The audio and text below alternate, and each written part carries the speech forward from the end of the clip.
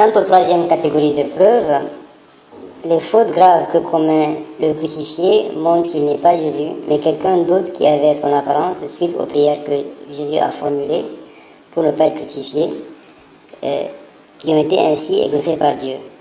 Tout cela est confirmé par les fautes graves, effectivement, que l'on constate, et dont certaines contre Dieu lui-même, que le crucifié fait dans ses dernières paroles en osant poser des questions du type « Pourquoi fait-il ceci ou cela à Dieu ?»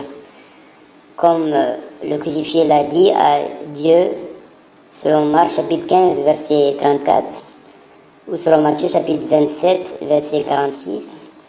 Eli, lama sabachthani, c'est-à-dire « Mon Dieu, pourquoi m'as-tu abandonné ?» Cela montre en effet que le crucifié n'est pas Jésus, car Jésus ne dirait jamais cela pour les raisons évidentes suivantes.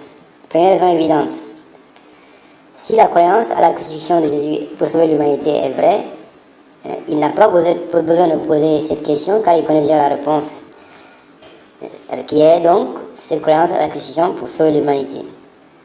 Et en plus, il serait content d'être ainsi la cause pour que toute l'humanité soit sauvée par sa simple mort, cela d'autant plus que tout le monde meurt, et c'est la vraie vie, et que la mission de tous les envoyés de Dieu est de servir de guide pour que toute l'humanité soit sauvée. Et tous les envoyés de Dieu sont contents de cela. Et tant plus que la vraie vie n'est pas ici, mais dans l'au-delà. Cela n'a pas été le cas pour le crucifié. Non seulement il est mécontent de mourir, mais en plus il reproche à Dieu « Pourquoi m'as-tu abandonné ?»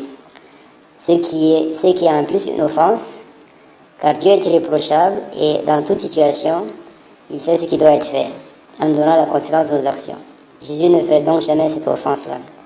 La deuxième raison évidente est la suivante. Cela constitue une offense à Dieu. Jésus ne ferait jamais cela. En effet, le fait de dire à Dieu, mon Dieu, pourquoi m'as-tu abandonné, constitue déjà en fait un reproche, ou en tout cas une forme de non-croyance du fait que Dieu fait dans n'importe quelle situation ce qui doit être fait et n'a pas besoin d'être demandé pour cela. Et Dieu ne se trompe jamais et il est le seul à qui on ne doit pas poser de questions sur ce qu'il fait, car tout ce qu'il fait est juste et opportun. Et le fait de lui poser une question est une offense que Dieu ne commettrait jamais. La troisième raison évidente est Jésus ne dira jamais que Dieu l'a abandonné, car Dieu est parfaitement satisfait de lui et lui aussi est satisfait de Dieu. Et Dieu, cette marque d'insatisfaction en disant « Pourquoi m'as-tu abandonné ?» qui montre que la personne n'est pas satisfaite du sort qui lui est réservé, ne peut pas être prononcée par Jésus, car il y a une bonne entente parfaite en lui et Dieu. Toutes ces trois raisons montrent que ce n'est pas Jésus qui a été crucifié, bien que la personne qui a été crucifiée avait l'apparence de Jésus.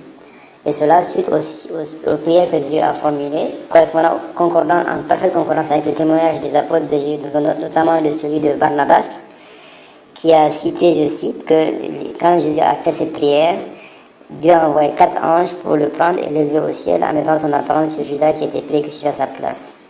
Tout cela confirme la prophétie de Jésus selon Matthieu chapitre 7 verset 21 à 22 qui dit que Jésus va s'éloigner et va dire à ceux qui l'appellent Seigneur, Seigneur, éloignez-vous de moi le jour dernier.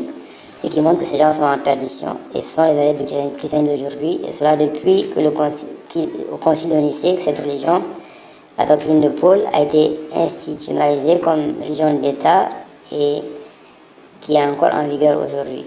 La seule solution, c'est de revenir à la voie de Jésus, qui est montrée dans ce livre-là, par les versets de la Bible qui ne comportent aucune contradiction ni injustice. Et il ne peut en être autrement, car Jésus n'enseigne pas la contradiction ni l'injustice.